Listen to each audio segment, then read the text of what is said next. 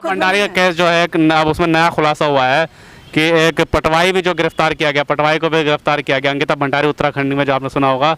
और वहाँ के एक जो कार्यकर्ता जो काम करता है, मतलब वहाँ के स्टाफ का, वो कह रहा है कि अंकिता भंडारी को उस दिन मैंने देखा, इनने मारा भी गया था। जो पुलकित आर्य भारतीय जनता पार्टी के नेता का बेटा, उन्होंने मारा भी था। तो क्या कहेंगे अंकिता भंडारी? महिलाएं कहीं से भी सुरक्षित नहीं है। नहीं है सुरक्षित महिलाएं? बिल्कुल, महिलाएं तो सुरक्षित हो गई है ना। हाँ, हो गई हैं। महिलाएं अगर सुरक्षित हो जाए फिर क्या बात है। महिलाएं अगर सुरक्षित हो जाती तो आज के पेपर में आप ले लीजिए, आज के पेपर में 10 न्यूज मैंने पढ़ी जिसमें कि बलात्कार की खबरें थी। तो क्या उससे क्या हमें ये लग रहा है कि महिलाएं सुरक्षित है? कौन सी महिला कहती है कि वो सुरक्षित है? बताइए, कौन सी महिला ऐसी जो रात को 11 बजे 12 बजे रात को अकेले घर से? जो कहते हैं ना 12 बजे निकल सकते हैं। किसने कहा? उनसे कहिए अपने घर की महिलाओं को निकालिए, पहले कहिए अपनी महिलाओं को बाहर निकालिए। उनके घर में महिलाएं नहीं है, अपने घर की महिलाएं नहीं है तो वो कहेंगे क्यों? उनके घर में अपने अंकिता भंडारी केस में अब जो नया खुलासा हो, जिस सरकार में बलात्कारियों का सम्मान होने लगे, ये नवरात्रि जो व्रत है हमारा, इस व्रत में हम माँ की पूजा करते हैं, नारी शक्ति की पूजा करते हैं।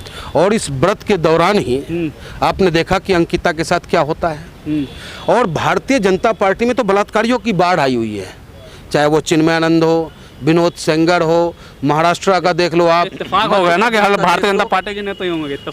सारे वही है, चोला बदल कर कहा ना कि हर पीला चीज सोना नहीं होता और हर भगवा जो है वो भक्त नहीं कहलाता। तो भगवा चोला पहन के रावण ने भी सीता का हरण किया था। तो इस नवरात्रि में मैं अपील करूंगा इस सरकार से कि भीष्म पितामह की भूमिका में जो चुप बैठे हैं वो बोले कि रोजाना जो हमारी बहन बेटियां अपनी दुश्वारियों को झेल करके घर। गुजरात में कल परसों भाषण दिया प्रधानमंत्री, फिर बोले कि महिलाओं का बहुत सम्मान हुआ है, महिलाएं जो सशक्तिकरण हुआ, महिलाएं मजबूत हुई हैं। उन्हीं अंधभक्तों के लिए मैं कहना चाहता हूं कि अंधभक्तों, भाषण से तुम्हारा पेट नहीं भरेगा, राशन से भरेगा। सरहद की सुरक्षा तोप और गोले से होगा, सिर्फ बकवासबाजी से नहीं होगा। एक तरफ तो हमें चाइना का लड़ी लेने से मना करते हो और दूसरी तरफ चाइना को पूरा का पूरा कॉन्ट्रैक्ट देने का तुम काम करते हो। कब तक तुम हम हिंदुस्तानियों को बेवकूफ़ बनाते रहोगे? अब हम हिंदुस्तानी बेवकूफ़ बनने वाले नहीं है। और जो जाग गया है, जो इस सरकार के खिलाफ बोल रहा है, वो समझ लो कि सच्चा देशभक्त है। और जो इस सरकार के खिलाफ नतमस्तक है, वो समझ लो कि उसका पूर्वज भी गुलाम था और वो गुलामी के लिए मजबूर है। क्या कहेंगे? रोज नए खुलासा हो रहे हैं। पुलकित आर्य के ऊपर ऑफिस में मारपीट का भी आरोप लगा, अंकिता को उसने मारा भी था। अरे वो तो बुलडोजर चला करके सारे सबूत को नष्ट करने का काम उत्तराखंड के सरकार ने किया है।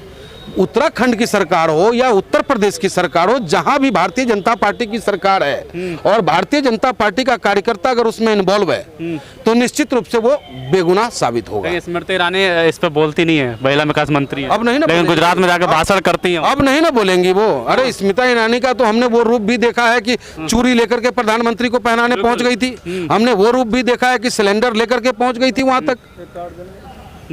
तो ये स्मृति ईरानी का चेहरा है। ये लोग छिपकली की तरह रंग बदलने वाले लोग हैं। सत्ता प्राप्ति के बाद अब इनका एक ही मिशन रह गया है कि हमें हमारा कुर्सी किस प्रकार सुरक्षित रखना है। इस गांधी जयंती के पावन अवसर पे मैं अपील करता हूं अपने देशवासियों से कि देशवासियों, गांधी जी ने बड़ी अथक प्रयास और मेहनत के बाद हमें आज़ादी दिलाई।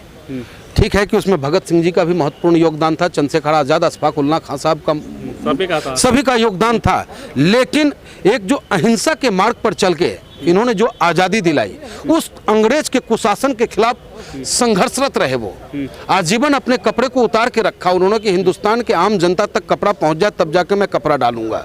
और आज हमारे राष्ट्रपिता के नाम पर संयुक्त राष्ट्र संघ में भी विश्व अहिंसा दिवस मनाया जाता है। लेकिन हमारे हिंदुस्तान में राजनीतिक खूनी भेड़ियों ने इस परिपाटी को बदल दिया है, नफरत की बीज बो दी है।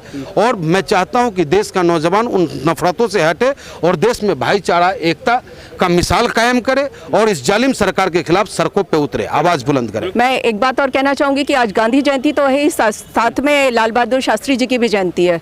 तो जय जवान जय किसान का उन्होंने नारा दिया था। उन्होंने ही हमारे लिए बताया था कि किसान हमारे लिए कितना ज़रूरी, वो हमारे लिए खाने के लिए देता है। तो आज जैसा हम लोग रोज़गार की बात कर रहे हैं तो हमें उनके लिए भी आज थोड़ा सा याद कर लेना चाहिए कि शास्त्री जी भी हमारे लिए बहुत बड़े नेता थे। उन्होंने भी हमारे देश के लिए बहुत काम किया। जी बिल्कुल।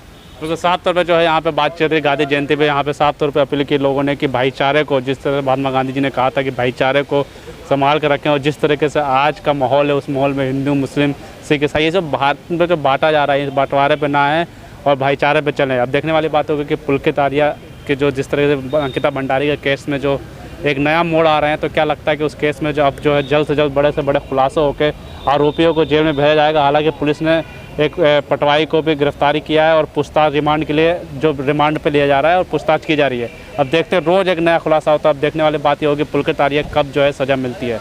ऐसी खबरों के लिए हमारे साथ बने रहिए, तब तक के लिए धन्यवाद।